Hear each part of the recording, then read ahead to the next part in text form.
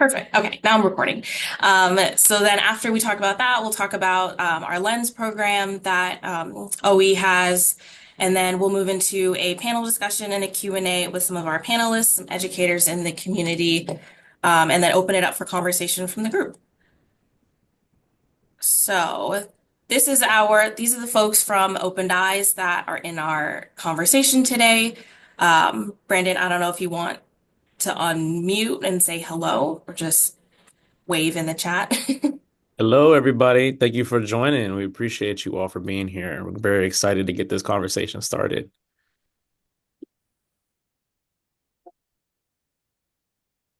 And we have Shannon Stewart.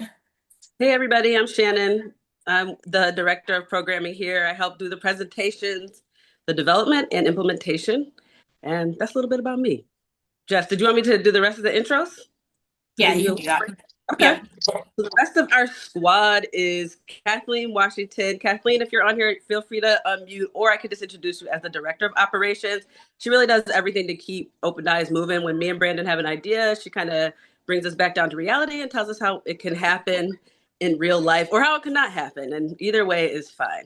And then we have Jess, our webinar queen, who put together and came up with this series. And she's been really instrumental in making this happen. And then, not to put you guys on the spot, but you know I'm about to. We have our real panelists who will be speaking in regards to education. We have George Morgan, Shelby Malone, and Paris Baker, which we might chat a little bit. They can tell you a little bit more about themselves later, but that's just a quick overview so we can get into some of the education and then really get into the conversation, which is why we're here today. Hey, Shannon. So our why for this topic, education spaces are really just designed for learning about differences, learning about the different perspectives that we can bring to the classroom, to our conversations, and ultimately to the life outside of our classroom.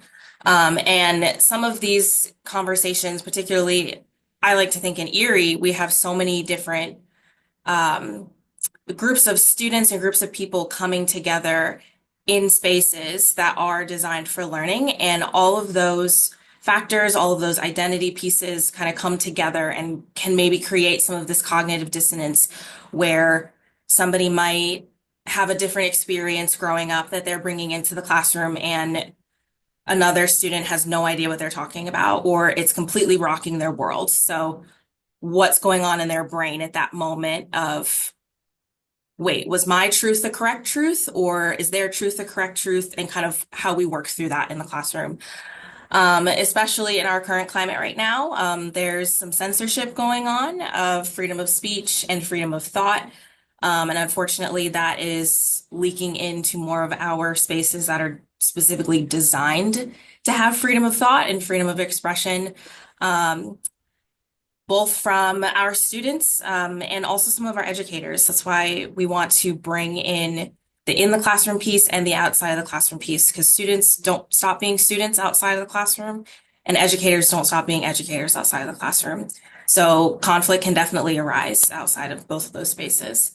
And I'm relatively new at OE, but I have discovered that Open Eyes really does not shy away from having some of these difficult or the term courageous conversations. And I absolutely adore that. So I'm really happy that I can do this webinar series to kind of engage more of the community, local community, and also folks who have joined from other spaces in some of these courageous conversations and how we can figure out how this dissonance can kind of get resolved and make sure that it doesn't escalate. So what is cognitive dissonance? Our definition that we're working with at Open Dies is when a belief, a behavior, or attitude is challenged by new information, and then that forces a person to kind of hold two conflicting positions simultaneously. So like I said, with the example, if a student comes in with a different experience that they had growing up, and they share it with a classmate, and then their classmate might feel excitement that, oh my gosh, I'm learning something new, which is kind of what we're hoping, but they also might feel some of these side effects of anxiety or stress, guilt, especially if maybe the student shared something that they didn't get to experience growing up. And they are like, I wish I had experienced that. Um, I'm upset that I didn't get to experience that, but we also want them to experience the happiness of the other student. So there's that conflicting cognitive dissonance there happening with those conversations. Okay, and then I'll pass over to Shannon to talk about how bias can show up in these situations. Yeah, so when we talk about bias here, we talk about how it impacts our communication and also conflict resolution. Basically, what bias is just your thought process, your opinion, your belief about something, whether that's an observation or an experience. So you figure if you're communicating with somebody, let's say it is in a classroom where authority bias might come into play, is let's say it's a teacher and a student.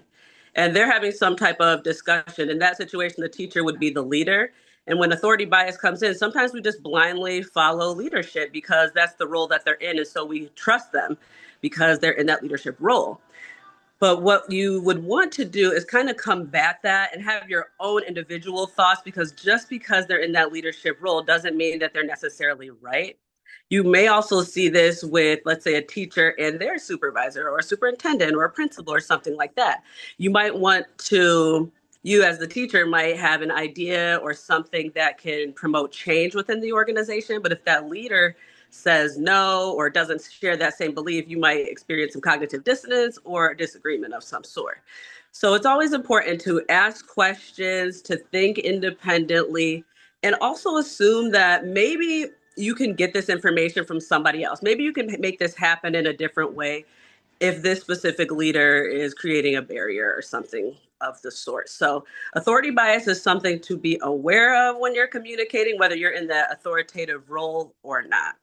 Another type of bias that we see is confirmation bias, which pretty much is finding information that confirms your own beliefs or what you think.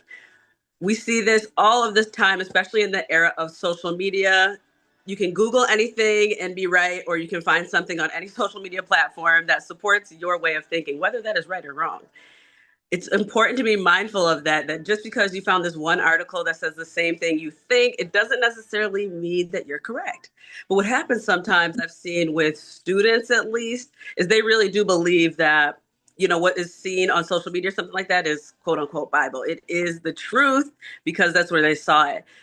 So as an educator or an adult in their life, it's providing them with some type of factual information, some reputable sources that provide them with that information so that they're not strictly going based off of social media, for example, or even a friend who might share their same beliefs. So where this might impact your communication style is, just how that bias can keep you kind of closed-minded. It makes you feel like I'm right and you're wrong. But truly, the more aware you are of your biases, the more open you are to breaking them and changing them. And that's the best thing about biases, is they can be changed. So if you learn nothing else, take that with you.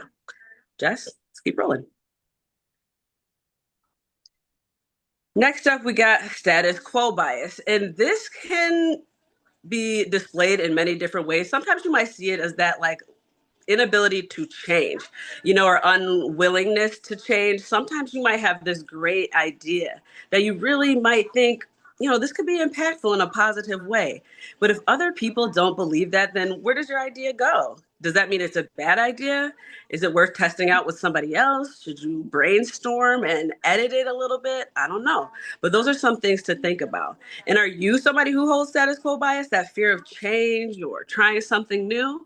Or are you open to that and you want to foster that, whether that's in the classroom or at work or in the other spaces that you interact with? So when it comes to that status quo bias, it's all about having that willingness to accept change or be open to hearing new ideas that could cause change in the long run.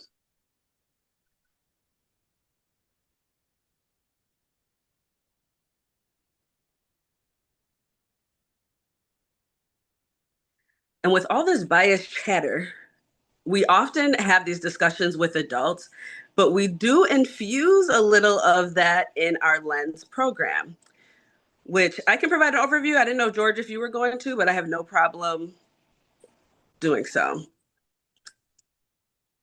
If you're fine with it, I'll Yeah, run. you can continue.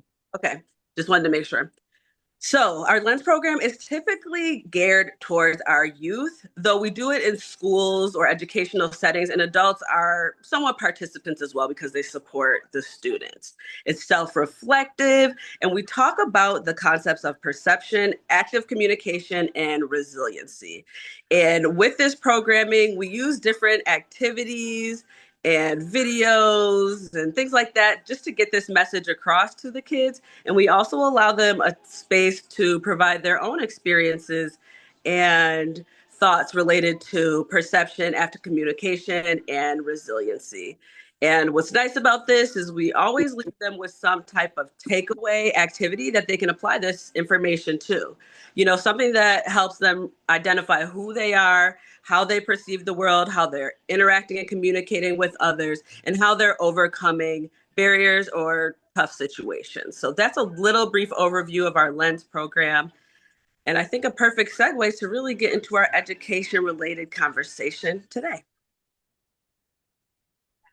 Perfect. Thank you, Shannon. Before I actually no, let's keep moving. Okay, so we have come to I'm very excited for this part, our panel section. So I know Shannon gave a brief overview of our panelists on the call today, but if you all would like to unmute and introduce yourself a little bit more, and we can get started with some conversation. So first we have George Morgan. He's our academic advisor at Penn State Barron and also the Lens coordinator here at OE. George, if you want to say hello. Hello, everyone. Welcome. Happy Friday. I'm George Morgan III. I've been working in higher education for about 15 years. I've instructed first-year seminars, introduction, to sociology, social problems, human growth and development, such things of that nature. I'm happy to be a panelist today. And Shelby Malone, she's a PA licensed and nationally certified school psychologist. Hey, Shelby. Hi there. Thanks for the introduction, Jess. My name is Shelby Malone. I am currently a school psychologist at the Fairview School District. I've been in education for about 8 years. This is my third year here in the district. I cover K-8. I feel like this is such a unique place to be, and I'm super excited to be on the panel today and discuss with you guys some of the things that we see in the K-12 school setting. And Dr. Baker, I apologize. The title is incorrect under there, so feel free to correct me. Please unmute and correct me. I was happy to have the new job. Like, great. I'm Paris Baker. I am associate professor at Gannon, directing the social work, mortuary science, and gerontology programs. I am completing my 30th year here at Gannon, so acutely aware of higher education and what goes on in classrooms here at Gannon. I'm also a consultant with Open Eyes, and I also have I'm an ordained minister, and I have a fatherhood group called Abba Fathers. It's probably enough. Awesome. So we do have some prepared questions, but like I said at the beginning, I really would like some audience participation for this conversation after we discuss kind of why we're talking about this, and our panelists introduce themselves and their areas of expertise. So if anybody in the chat has any questions or follow-ups to kind of what the Lens program is, or some of these conversations that may be happening in the classroom, feel free to either unmute or put them in the chat and ask those questions of our panelists.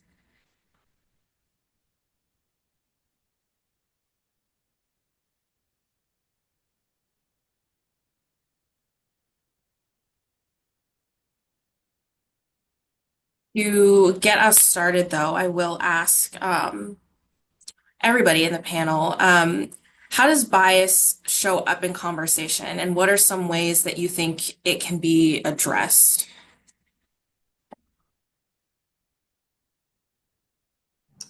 I guess I'll start.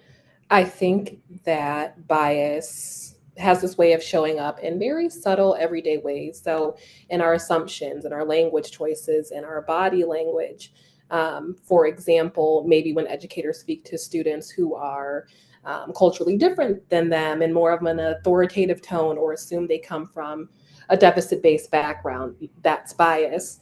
And conversations among professionals, especially in the school setting, this can be evident when we make generalized statements about students by saying those kids. So we often dismiss concerns also from staff members who may, again, be culturally different. To address it, I think we just start with self awareness and humility. I think I create a safe space for staff and students alike to reflect, whether that may be doing so through restorative conversations, through professional development, through coaching and mentorship. I found that that is key in the school district. I think we also need to normalize that calling one another in instead of calling one another out. Bias is something that we all carry. We got to admit it. We all have our biases, and that's just human nature. But I think when we're intentional about naming it and staying open to learning from others, that's how we grow. I agree wholeheartedly. And just to chime in, I have a brief story I wanted to tell. So last year, I instructed a social problems course at Penn State Barron. It was a Monday, Wednesday, 6 to 7:15 class. So I had a mixture of nursing students who are required to take social 1 or 5. I had a mixture of other students, and started in, the class started in January of 2024. And before, I even got started in the beginning of the class, I said, from a sociological perspective, social problem means a social condition that a segment of society views as harmful to members of the society in need of remedy. So when we think of that, we think of social recognition, we think of social legitimation, which is problems recognized by the larger community, and then mobilization for action. So a couple examples that I want to provide that I shared with the class is the civil rights movement, which was, the nonviolent resistance approach that, the protesters took. It galvanized support due to the fact that images of police brutality were seen around the world. And this applied a pressure to our United States government to do something about it. People around the world were seeing these, and it's important to note that media had a major influence on that. The second example I want to provide is the women's suffrage movement. Um, Organized, lobbied. It wasn't until 1920 that the United States Constitution guaranteed women's right to vote. I say that to say that was a part of the initial conversation when the class started. Mind you, class started in January. February comes about, we have the Super Bowl. So again, my class is on Mondays and Wednesdays. So the day after the Super Bowl, some of the students were talking about the um, the commercials and whatnot, and then a United States, a former vet, was like, "What's up with the Black National Anthem?" And I was like, "Well, what do you mean by that?" He's like, "We only have one national anthem, and that's the Star Spangled Banner. So I don't see a reason why we need to have a Black national anthem." And so my background, I got into it. On the board, I put Star Spangled Banner versus Lift Every Voice and Sing. And I started by saying that who knows who wrote the Star Spangled Banner? Somebody said Francis Scott Key. I said, okay. I was like, do you know what else he did? He did. Nobody else said anything. I was like, well, he was a constitutional lawyer. He also was the Washington, D.C.'s district attorney, and he owned slaves. And then I talked about Lift Every Voice, and I said this is a poem written by a NAACP leader by the name of James Weldon Johnson. He was a school principal in Florida. And this song, Lift Every Voice and Sing, was sung at many demonstrations, and it emerged, around the same time that racial oppression was taking place in the United States of America. And just to basically get to my point, I gave them some information about how the Star Spangled Banner has 3 verses. A lot of these students didn't even know that Star Spangled Banner had 3 verses, and in the last verse, uh, Francis Scott Key said, I quote, "No refuge could save the hiring of a slave from the terror of flight or gloom of the grave." And he was basically glorifying the death of slaves who freed themselves during the Battle of Fort McHenry, which was the battle of the land around Baltimore. So I gave him all that information, and the point that I was trying to convey was it's important to understand um, the subjective meaning behind both of the poems, and I think that opened up, the students' perspectives, because he wasn't the only one in the class that held that or harbored that idea of like, oh wait, why are we celebrating? Why is there a Black national anthem? It should be only one national anthem. So sorry to that was kind of like my idea, when I saw that question about bias. So again, my point was to convey that it was important to understand the subjective meaning behind both of those poems. That's wonderful. And a way to engage with that bias from that student without creating like a bigger conflict. I feel like that could have turned into something ugly, but instead you provided all of these contexts behind it to make sure that the student understood why Right. we do need to Right. use. And he even said it.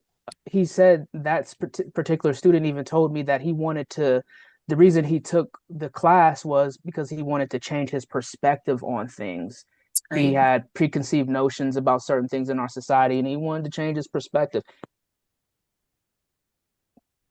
I have some quick thoughts on this. I know we're really pressed for time, so I'll try to get to the point. And Shelby, I'm going to talk and then kind of direct my comment to you. Having done some presentations in Fairview, I know that the population in Fairview is like 99% white, and you are a sister. So you Yes, bring a bias just by showing up a Black female in a absolutely. predominantly all white environment. So there is Mhm. just bias all over the place. I teach at Gannon. While we have lots of faculty of different ethnicities, very few are African American. And so there's a challenge every time I'm in the classroom and having students engage in varied perspectives on one topic. My philosophy about the classroom, which I think is different for me, it is different from the classroom to societal other environments. I Mhm. believe the classroom is the safest place to have conflict, that bias is okay, and we should listen to the different um, perspectives or the biases that people have, and then talk about it. And some of that is going to be conflictual. We're coming from different places, but this environment should be safe enough Mhm. that we can engage in what does your difference mean, as opposed to trying to make it all fit together. And I actually, because I'm a musician too, cognitive dissonance is like different harmonies in music. Jazz is filled with lots of dissonance, but those dissonance says we're doing something different with the music. And so you got to get accustomed to this different sound. You're used to one way of playing it, but we're going to do something different. And you may not understand it or agree with it or be familiar with it, but if I keep playing it, you'll become accustomed to it. And so I'm really interested, Shelby, just having done a couple of presentations at Fairview, what your experiences was biased, being a psychologist in a predominantly all white school. Sure. Um, so I will say, at least at the elementary school level, I don't know. I grew up in a town that was very similar to Fairview, so much so that they were not used to seeing Black or brown people. They thought I was Indian. So that was a little tough. So I think I knew what I was getting myself into. I will say the older kids, they are more, aware. If I were to be on a case with a kiddo who maybe has a history of saying some unkind things to individuals, sometimes not to call them out, but call them in and, ask them, who are your friends? What do you like about them? Or what, try to find things that we have in common. So I feel like making that connection, I try to go out of my way to do so. One, so kids are comfortable with me and, see me as someone that they can, again, feel safe with. With parents, for the most part, they've been okay. I don't think I've really come across anybody who has been outwardly biased toward me. I mean, at the end of the day, I'm there to support your child and your family, and I'm here to do my job, and I'm going to do it well. So I, if they were to question my ability or anything, I think I feel confident enough in what I do and who I am to be able to address that appropriately.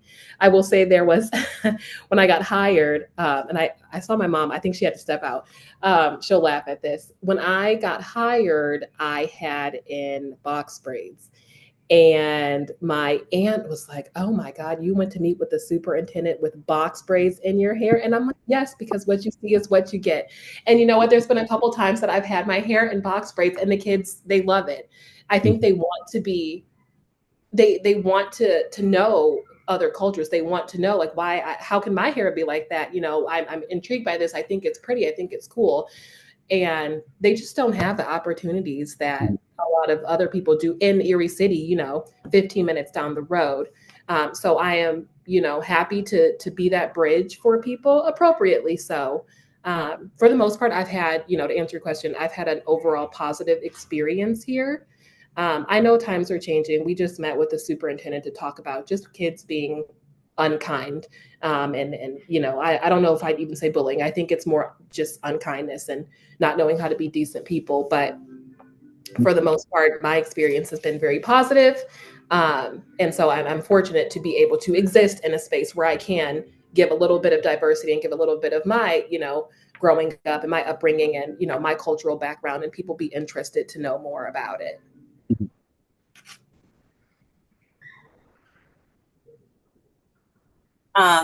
We have a question from the chat from Dave Robinson. He asks, how is the current efforts to negatively frame diversity impacting students? And will the backing away from diversity efforts impact hiring and maybe reduce the number of educators who share diverse backgrounds?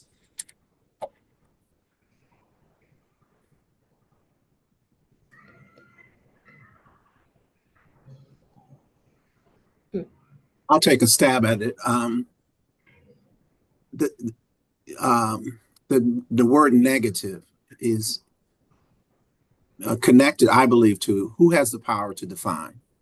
And Right. so that's really important. Who's defining it, and how much credibility do we give to that person who's influencing how we look at DE&I, or belonging, or what have you.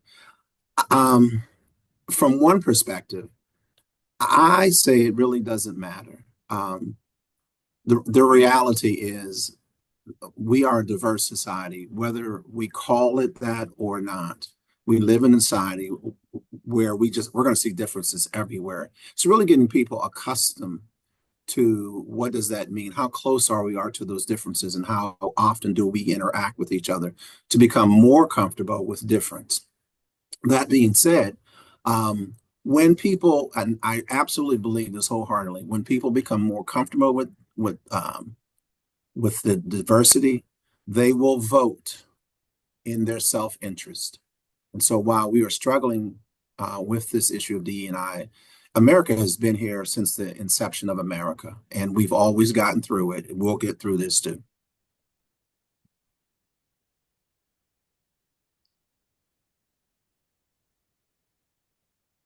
It's a politically charged question. I think that's why it's like. Yes, I know, I agree. I'm aging myself here. I'm pretty young. So this is my first, I guess, stab at my identity kind of being targeted politically. But I took African American history all through high school and college. So like you said, this is not something new. And I think once we start realizing that, history is kind of repeating itself, we can piece out, okay, what is different about this time right now versus 50 years ago, where some of the same rhetoric was happening? And how can we bridge the fact that it's probably the same loud folks who are saying this rhetoric? And how can we, as a more collective group who are clearly for the common good and diversity and treating people as human beings, how can we be louder? Absolutely. And Dave, specific to another part of your question is this, you know, before we had affirmative action or any kind of federal programs, a lesson from my grandmother, that meant that the particular group, these are some of my words, but her lesson is I'm responsible for teaching my generation, my people, my family, my history. And so I can't rely on the federal government through an educational system to do that. This kind of forces me back to that position that I'm responsible. And if I'm Korean or I'm Hispanic or whatever, take responsibility for teaching that. And so I kind of like, although it's an unintended consequence, that people are backed in a corner where they really feel it's necessary. I need to represent my group because that's the way it should be anyway.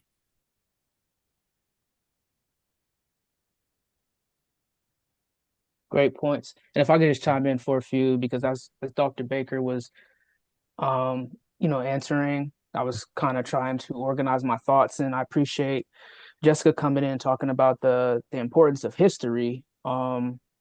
Because to understand history, we not only need to understand, politics, but also the significance of cultural, religious, social, and economic developments within our country. From my opinion, I've noticed since the elections and post inauguration that people are fixated on the meritocracy part of diversity, equity, inclusion, and diversity, equity, and inclusion is much more than that. At my place of employment, when we talk about DEI, we talk about certain trainings that we have to help reduce retention, amongst people who are employed there. I mean, we do trainings on, the benefits of knowing what sexual harassment is and, having, emotional intelligence, understanding what microaggressions are, such things of that nature. So, like, again, in my opinion, I think it's, we're all fixated on this thought of meritocracy when DEI is much more than that. There's a lot of marginalized groups that this impacts. And sometimes, in my opinion, I think like as of right now, it's targeting more of the African American community than any other marginalized group. Yeah.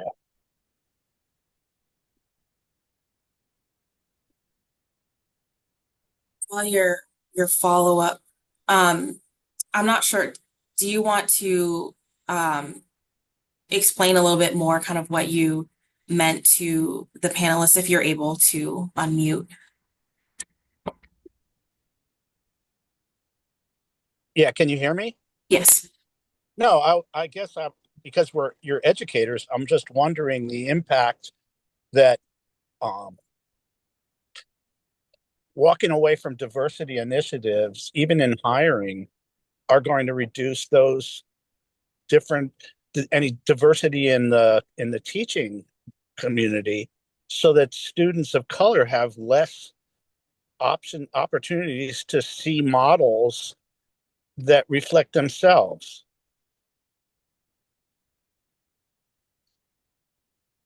I see what you mean. And I was having a somewhat of a crisis about this a couple weeks ago. Because I mean, I work at Mercyhurst University. It's also a predominantly white institution. And I am one of the few staff of color. So it can be frustrating at times to be kind of the one, I guess, model or mentor that some students of color might be able to kind of look around campus and say, this person is also part of my culture. But I think, like I said, I'm relatively new in this space. So I'm looking to some of my elders, I guess, to cooperate with what I'm saying. But I look at it almost as a sense of pride, I guess, to be the one person that even if I don't necessarily know every one of the students, they still know who I am. Like they still know that Jess is here in their corner and Jess is always going to be advocating for them, whether they hear it from my mouth or not. And I do think that has probably been the case for years and years, not just now, that one or two faculty or educators of color have kind of been the voice, which I don't think is fair whatsoever. But it is a sense of pride, like Dr. Baker was saying, like we got to help our people. And I typed in a one of the challenge institutionally. People got to make decisions against a real threat. You know, I get money from state and federal institutions that have said clearly, based on this administration, if you talk about these things, we will withhold your money. Those are real challenges. So, how much do I really believe in education in the classroom for all people? That's the challenge. Will I violate that? That's another challenge. Those are personal decisions that each of us have to make. Those who mentioned I work for Mercy or Sturgannon or Fairview, at some point, you know, will I lose my job over this? How important is it? And I can't make that decision for anyone but me. But I've said there's certain things like I'm not changing my syllabi. I'm just not.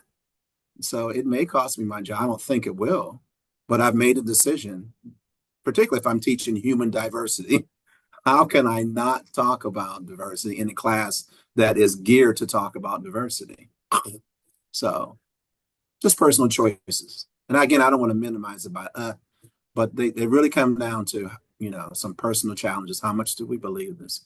And I go back, whoever mentioned historically, again, we're in the same places that our ancestors were, you know, education systems that said we will not foster integration. You know, segregated school. And someone said, no, we really got to do something different. Or for mentally challenged students who wanted to be mainstream, we really got to do something about that. Every challenge about diversity that we've had to face, people have had to take a position and said, it is important enough for whatever happens. And to me, that's the courageous part of these conversations. Not only am I going to say it, I'm going to stand by the words that I say. And that's how we've progressed to become such a diverse society. Hope I answered your question, Dave. Yeah, thank you. Chat, Shelby, you were discussing with Jan about kind of the difference between calling in versus calling out. Do you want to share a little bit about kind of what you meant by that? Sure. I think my thoughts about just calling in general is just creating that space and giving people the space to, one, like be who they are, two, understand that biases do exist, and three, be able to address those appropriately and help people learn and reflect and grow from maybe what their bias was at the beginning of the conversation to the end. Something that I put in the chat was, you know, calling in might sound like I wanted to talk to you about something that you said, but I don't know if you knew this or not, but this came off this way. And I think as an adult, that has been something that I have worked on, being able to express myself and how something that someone, again, unintentionally said made me feel, or how it may have come off. And that's something that I really work to do professionally, especially being in administration. It's, again, you guys, you know, Jess, it's hard being the only one in your institution. So I think that addressing these biases, again, it's not about perfection. We are not going to be perfect. We are human. We are going to make mistakes, but I think it's just about reflecting. It's about listening. It's about growing, and it's about learning from one another. And I think there's a lot to be said when we're able to have these, again, types of courageous conversations and create an open dialogue about, you know, what we feel is appropriate to how we communicate with each other. And what's not. I think, again, it just makes things more inclusive. It makes people feel safer when we can appropriately and respectfully do that. Here's your elder speaking. By the way, I'm letting you know on record, I'm taking calling in, calling out, and putting it in my vernacular. I love that phrase. Yes. Okay. Yes, it is stolen for sure. I will All cite right. you, but it's stolen. real quickly, using a masonry example, Mhm. we walk on concrete all the time, but when they first pour, they put a little yellow thing around it. Don't walk on it now because it Yeah. is not cured. It's not strong enough to support your weight. When Mhm. we have these courageous conversations, whether it's in the classroom or, professional or interpersonal, what have you, one of the things we have to assess is our relationship strong enough to Yeah. support the conversation I'm Yes. about to have? And so if Mhm. it's not, don't have it because you're going to screw up what might be a very profitable relationship because we're having a conversation too early in the relationship. The second thing, and I think Open Eyes does a really good job in the presentations I have attended, is am I engaged in the conversation to be heard or to Yeah. learn? Mhm. And we have to be intentional. When it's different, I want to understand you, not for you to understand me. And I think that distinction, very attentive listening. We're in this conversation, but I want to learn more about you. So that's the calling in that I'm stealing, calling Mhm. you into this conversation. And I really want to know more about you and what's going on. So stolen, Shelby, stolen. All right. I'm gonna pull up a little lesson or something. Feel that too. Okay, be mindful of time. If you if you could give another teacher advice on communicating with students, what would it be? Hmm.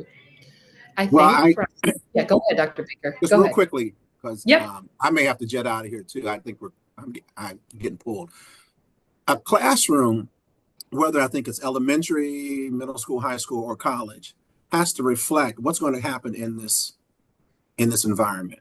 So if you have diversity as a theme, there should be symbols everywhere that Mhm. invite the difference because the environment is speaking when we're not. It's always present. So creating spaces, safe spaces, for students, again, if you know who's coming in your classroom, in your case, Shelby, who's coming into my office, have symbols that represent the people who are coming in so they recognize this is a space for me, and I feel better. So that's one example I would offer to a teacher right away.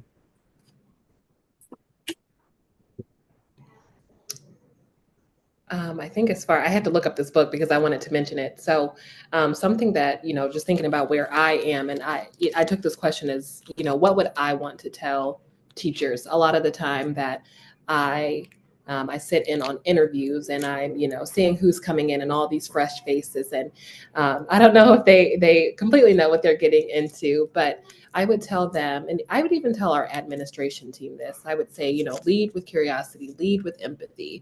I think that so many conflicts or misunderstandings can truly be avoided if we take the time to understand the why behind students' behavior. There is this book that's called What Happened to You. It's by Dr. Bruce Perry and Oprah.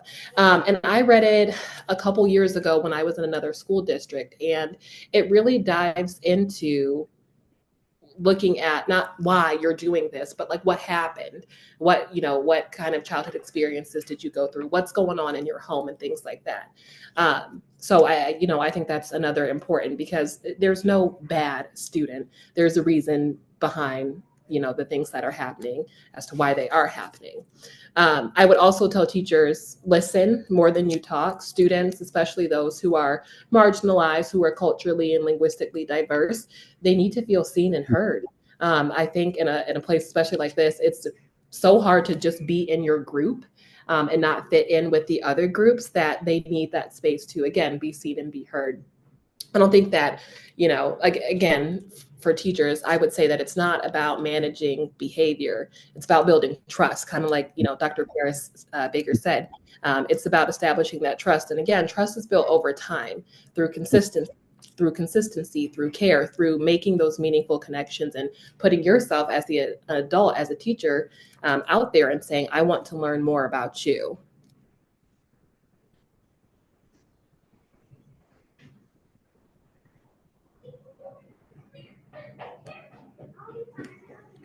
Just looked up that book and put it in the chat if you. others want to check it out. Um, yeah, I think that's something that I try to teach or advise my students a lot of the time is they now know that because I've established that trust with them that if I call them into my office, um, you're not in trouble. I'm actually just trying to hear what the Mhm. situation is, what's going on, because I clearly know that something's going on. That's why I set time in my calendar to meet with you. Um, and it's more so just me inviting that conversation and hearing their side and then adding my guidance piece to, okay, maybe this situation you didn't say it the way that you wanted to. This is how you could say it in the future. And even Yeah. those conversations a lot of the times, they're not even related to biases. They're honestly just like a conversation. You did not say this properly to another human being. Let's Mhm. figure out how you can adjust it in the future. So these types of conversations that we have in Open Eyes, I really think can be related to so many just conversations that you have with another person, regardless of their identity, if you share it or not. It's just how can you be an open and curious person to another human being?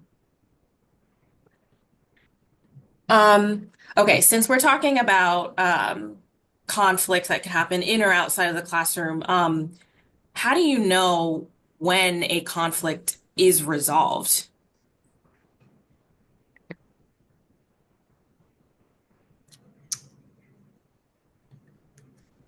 Hmm. Well, I was thinking about this, and I feel like it gets a little fuzzy, a little murky. But I think, I guess, from my viewpoint, that a conflict feels resolved when both parties feel heard, when there's a mutual understanding. We don't have to agree, but we do need to agree upon how we're going to move forward from this. We can agree to disagree about the topic, but we do need to make sure that we are moving together as a collective unit in the correct direction. Like I said earlier, does this mean that everything is perfect? No, but there's a shift in our behavior. There's less tension. There's more openness. There's a commitment to being able to do better. For students, in the classroom, I'm looking for, are we more engaged? Do they feel safe expressing themselves? And for adults, I think this can be seen when we're looking at communication and if it's becoming more proactive than reactive in nature.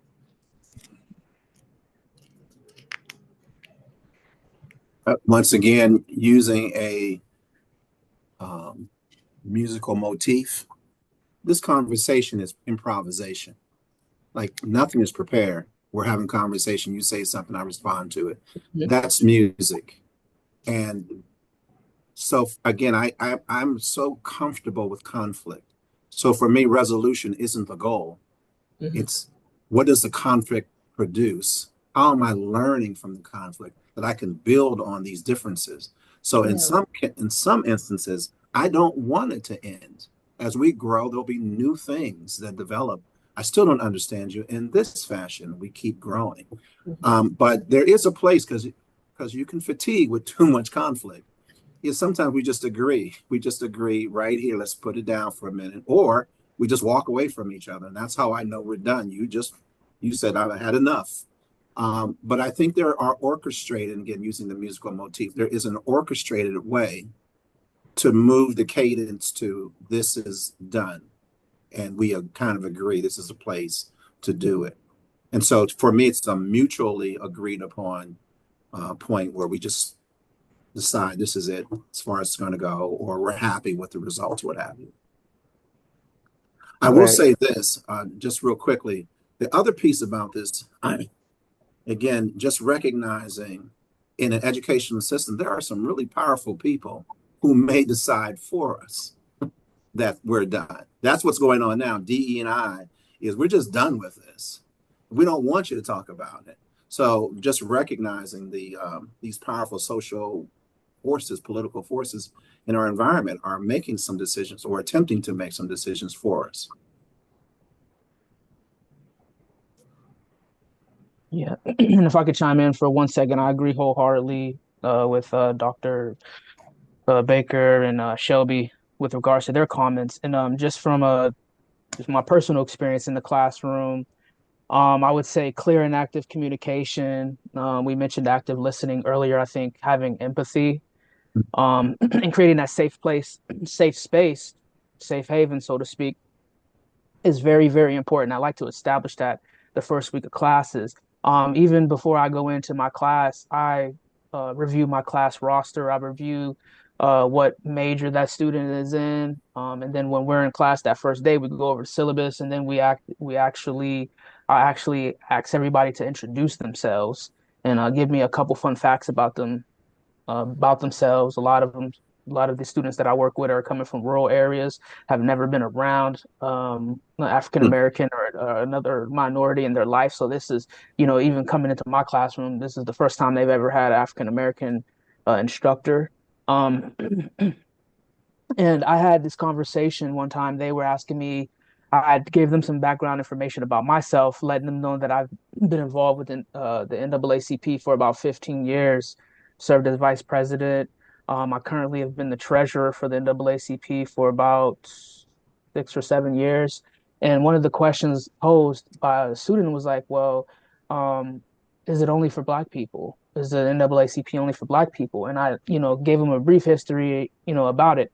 And it's also important to know the difference between fact and an opinion. Facts are objective, unbiased, non-discriminatory, and equitable. Opinion can be, a personal belief, can be based on being informed or having limited information. With that being said, I said, how many of you knew that 5 of the 7 original founders of the NAACP were white? And then the first president of the NAACP was Moorfield Story, which he was a lawyer from Boston, Massachusetts. So just giving them background information saying, hey, just because the title of the organization is the National um, Advancement of Colored People doesn't mean that it's just for them. Yes, that's the main objective of the organization, is, to advocate for Blacks and social justice, but it also advocates for marginalized groups within our society, people of low social economic status, such things of that nature. So in any case, that's kind of how I approached it. And these are like, random questions that, students will have, but they're very important questions because, again, working on a college campus, you have so many different student organizations, Association of Black Collegians, the National Society of Black Engineers. And some of these students who aren't a part of those groups want to inquire and want to be like, hey, if I'm not Black, can I be a part of this? Yeah. I think that goes kind of back a little bit to Dave's question about if some of these educators who hold some of these diverse identities are either forced out or just are not in these spaces. That's why we need allies. We need our white allies. We need our heterosexual allies, our able-bodied allies to fight for those voices that may be pushed out, be pushed back to the margins again. So yeah, thank you for bringing that up. I'm paying attention to time here. So is there any final thoughts from the panelists? Any wrap up kind of feedback or thoughts from our discussion today? I do have a Thank quick you. question. Yeah. Oh, go ahead. I'm sorry. It's okay. First of all, hello everyone. I didn't realize actually I was muted at the beginning of the meeting when I was like, hello everyone. But I do want to say I really appreciate each and every one of you for your perspectives on DEI and bias. I do want to give a big shout out actually to Brandon and Open Eyes. They spoke at my employer, Ear Insurance, about unconscious bias before and did a wonderful job. It was very engaging. And Dr. Paris Baker, oh my God, recalling inviting you as a guest speaker at Barron, very engaging speaker as well. I do appreciate you. And to Shelby and George, wonderful job on your perspectives as well. I do have just a quick question here. Morgan, George, I mean, you brought point about creating a safer space on college campuses. And, speaking of the impact of DEI, especially in this day and age, I'm curious about how is it also impacting in particular our international students, and especially really in this day and age, how are we creating safer space for them, and what are we, what stories or concerns are you hearing from them that you're addressing, taking actions? I'm curious to hear from the panelists about that. Yes, well, my primary position at Barron is an academic advisor, and then, I instruct on the side some semesters. So this year or this semester in particular, I have a lot of students coming in. I work with a lot of students from China, India, Puerto Rico, etc. And their issue that they're coming in, or their concern they're coming in with is my visa going to get revoked, or they want to stay here during the summer to take classes for fear of going back home and not being able to come back for the fall semester. So that's what we're seeing a lot of, is just they're just scared to leave the country, or if they're gonna, they feel like they're gonna go home, or they're gonna have a hard time coming back for the fall semester. So our international office at Barron has just been working closely, with immigration, just to ensure that these students, are going to be okay to return back to school. Thank you. With regard to your question about global students who are invited to a campus, I'm just a really big advocate for the university, whether it's Gannon, Barron, or Mercyhurst. If we are inviting people to our space, we should prepare that space for them. I don't think that universities do a really good job in thinking beyond the classroom. What does a person need to live, function healthy, in a healthy fashion when they come from home? And there's so many things I think that are missed. So we really do have to become advocates, and I like the term allies, for the other groups to help them acclimate. Well, some of that is just having the right food choices, or the right clothing, or being able to point in the community, here's where you go to get A, B, and C, and by the way, I can help you get there, blah, blah, blah. Those kind of things are really important. But I do want to say this with respect to global students. I try really hard, though, it is a way to categorize or identify a student. Treat them as a human being who you love, right? Because that cuts across all cultural, racial barriers. And so students coming to my office, they're not global students. We're just, what do you need? How can I help you? And it has a cultural blend to it, okay? But I don't necessarily like, oh, it's a student from Iraq, I got to think this way. And then I got a student from Turkey, I got to think this way. Some of that stuff comes up in our conversation, but just being human as an educator, as a friend, as a mentor, as whatever role when they come in there, is just treat them like as you would treat another human being in a way that's humane. That's been my experience, and that works, at least for me. That's awesome, Dr. Baker. Actually, I appreciate that response. And I appreciate you, George, for your response too. Dr. Baker, you really brought a good point, because that approach actually, makes students feel welcomed, and that sense of belonging. So like, hey, you're just like any other students. I'm here to support you. So thank you for that. I actually have quite a few international students that I directly advise in just various student organizations. And I will say they are nervous to leave our campus. And I do whatever I can to support them. And if they need, like, some of them are nervous to go to certain Walmarts around here because of rumors that there are people stationed out looking for people who look international. So whenever we need to go shopping for an event, I always offer to go with them, or honestly, we can just ship it if we don't need it anytime soon. I know Mercyhurst is working on doing some summer programming and summer housing for some of our international students. And we have meetings set up here and there with some of our international student groups to make sure that they understand the ever-changing landscape of what's going on.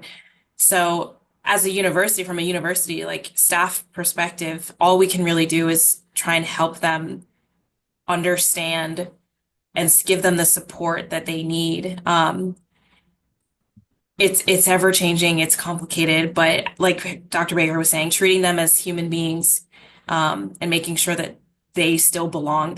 They're here. Everyone, Hearst here likes to say Hearst is home. So Hearst is home to literally everybody who is here. So regardless of what your national origin is, Hearst is your home. And we always try to do whatever we can to make that a reality.